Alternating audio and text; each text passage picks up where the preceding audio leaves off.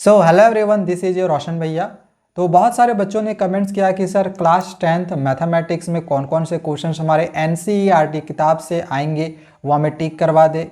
तो इस वीडियो में बच्चों मैं तुम्हें क्लास 10th मैथमेटिक्स में जो भी क्वेश्चन तुम्हारे एनसीईआरटी किताब से चैप्टर 1 रियल नंबर से पूछा जाएगा उन क्वेश्चंस को मैं तुम्हें टिक करवाने वाला हूँ। इन क्वेश्चंस को टिक कर लो, तुम्हारे एग्जामिनेशंस में यही आएगा, इससे आउट क्वेश्चन तुम्हारा बिल्कुल भी नहीं जाने वाला है। स्टैंडर्ड में कौन सा आएगा, बेसिक में कौन सा आएगा, ये दोनों ही मैं तुमको आगे बताते जाऊंगा। ठीक है, तो चलो वीडियो को शुरू करते हैं एंड यहाँ पे तुमको मैं एक एक करके सारा बताते जाता हूँ एंड समझाते भी जाता हूँ।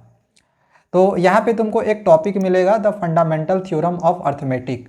देखो ये जो थ्योरम है ना, the fundamental theorem of arithmetic, तो ये तुम्हारे स्कूल एग्जामिनेशन में आते हैं, जैसे पीरियडिक टेस्ट हो गया या हाफ ईयरली की परीक्षा हो गई या फिर प्री बोर्ड एग्जामिनेशन हो गया।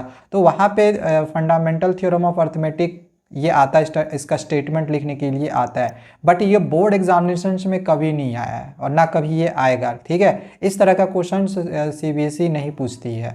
तो इसका यहाँ पर स्टेटमेंट दिया गया था फंडामेंटल थ्योरम ऑफ अर्थमेटिक का। तो ये स्कूली एग्जामिनेशन में आएगा, board examination of point of view से ये बिल्कुल भी इम्पॉर्टेंट नहीं है। ठीक है, इसके बाद आगे आते हैं क्वेश्चंस में।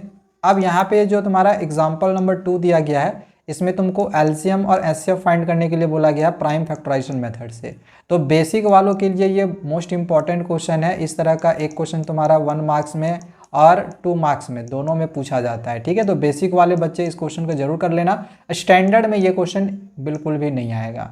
ठीक है, इसके बाद तुमको यहाँ पर एक फॉर्मूला देखने को मिल रहा होगा, HCF of A B multiply LCM of A B equal to product of this A B. ठीक है, मतलब प्रोडक्ट ऑफ द 2 नंबर्स। तो इस फॉर्मूला से रिलेटेड क्वेश्चन तुम्हारे एग्जामिनेशंस में 100% आने वाला है, चाहे वो स्टैंडर्ड मैथमेटिक्स हो या बेसिक मैथमेटिक्स हो, ये पक्का आने वाला है। ठीक है, इस फॉर्मूला से क्वेश्चन आता ही है। इसके बाद ये जो तुम्हारा एग्जाम्पल नंबर 3 है, अगेन ये बेसिक वालों के लिए इंपॉर्टेंट है, ये स्टैंडर्ड वालों के लिए इंपॉर्टेंट नहीं है। स्टैंडर्ड में डायरेक्टली एचसीएफ या फिर एलसीएम फाइंड करने के लिए नहीं आने वाला है। ठीक है, समझ में आ रहा है। चलो आगे यहाँ पे ये जो एग्जाम्पल नंबर 4 है, अगेन फिर ये तुम्हारा बेसिक में आएगा, स्टैंडर्ड में ये नहीं आएगा। मैं जैसे बार बार तुमको कह रहा हूँ कि डायरेक्टली एचसीएफ और एलसीएम इस तरह का फाइंड करने के लिए स्टैंडर्ड में नहीं आता है। स्टैंडर्ड में थोड़ा सा क्वेश्चन घुमाता है। ठीक है, जैसे कुछ इस टाइप का दे देगा कि स्मॉलर कंपोजिट नंबर हो गया या फिर प्राइम नंबर हो गया, उसका एचसीएफ एलसीएम निकालो, या फिर ए बी करके कुछ इस प्रकार से दिया हुआ जा सकता है। ए का वैल्यू मान के चलो इस तरह से दे दिया, एक्स का पावर 3, वाई का पावर 2, और बी का वैल्यू दे दिया इस तरह से x का पावर 1 और y का पावर 5। अब बोल देगा कि इसका एचसीएफ और एलसीएम फाइंड करो ए और बी का। तो कुछ इस प्रकार से तुम्हारा स्टैंडर्ड मैथमेटिक्स में आता है। ठीक है, और बेसिक वालों का डायरेक्ट एचसीएफ और एलसीएम इस तरह से फाइंड करने के लिए रहता है। चलो अब अगर हम एक्सरसाइजेज का बात करें, एक्सरसाइज 1.1, तो ये वाला क्वेश्चन करने का ज़रूरत नहीं है, बेसिक स्टैंडर्ड किसी का भी नहीं आएगा।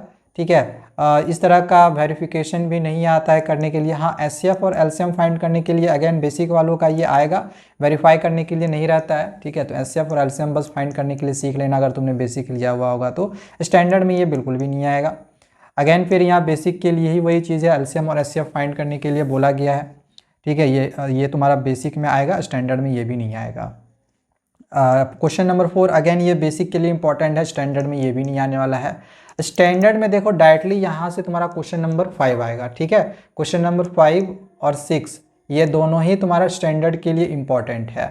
बेसिक वालों के लिए 6 वाला इंपॉर्टेंट है, स्टैंडर्ड के लिए दोनों इंपॉर्टेंट है। बेसिक का ये नहीं आएगा। ठीक है, स्टैंडर्ड का और बेसिक का ये 6 वाला दोनों आएगा। समझ में आया। तो 5, 6 स्टैंडर्ड वालों के लिए है और बेसिक वालों के लिए क्वेश्चन नंबर ओनली 6 है, और यहाँ 1 से लेकर 4 तक है। तो अपना टिक करते रहना कि कौन सा बेसिक के लिए तुम्हारा इंपॉर्टेंट है, कौन सा स्टैंडर्ड के लिए। बाकी इस तरह का वर्ड प्रॉब्लम क्वेश्चन कभी भी बोर्ड परीक्षा में नहीं आता है, तो ये करने का तुमको ज़रूरत नहीं है।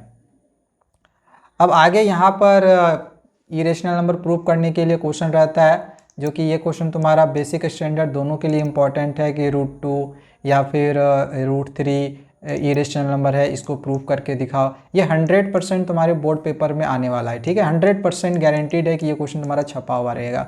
एंड तुमने देखा हुआ होगा कि तुम्हारे स्कूल एग्जामिनेशन में आया हुआ होगा, चाहे वो पीरियडिक टेस्ट हो, हाफ ईयरली हो या प्री बोर्ड परीक्षा हो, सब में ये क्वेश्चन आएगा, ठीक है। सारे में ये क्वेश्चन पूछा जाता है। और हाँ, अगर तुमको इनमें से किसी भी का भी आंसर समझना होगा, ठीक है, इनमें से किसी का भी आंसर समझना होगा तो इन क्वेश्चंस का सॉल्यूशन हमने ऑलरेडी करवाया हुआ है, उसका लिंक मैं डिस्क्रिप्शन पे दे दूंगा। अगर तुमको सॉल्यूशन समझना होगा तो जाके देख लेना, ठीक है। तो ये क्वेश्चन तुम कर लेना।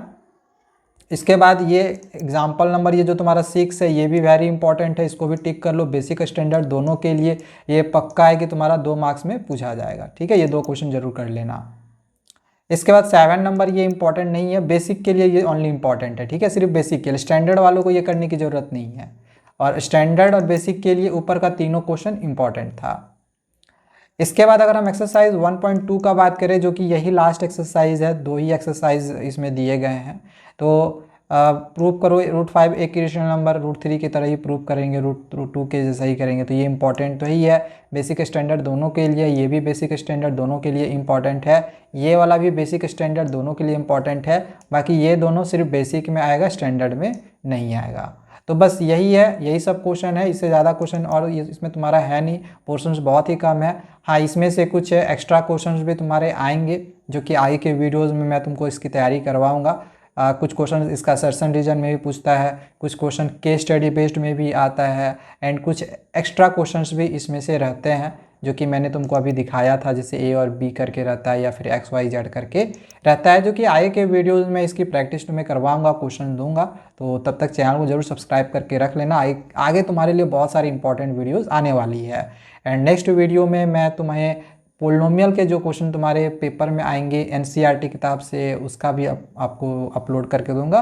तो चैनल को सब्सक्राइब करके रखे रहना। मिलते हैं दूसरे वीडियोज़ में। Thank you, bye bye.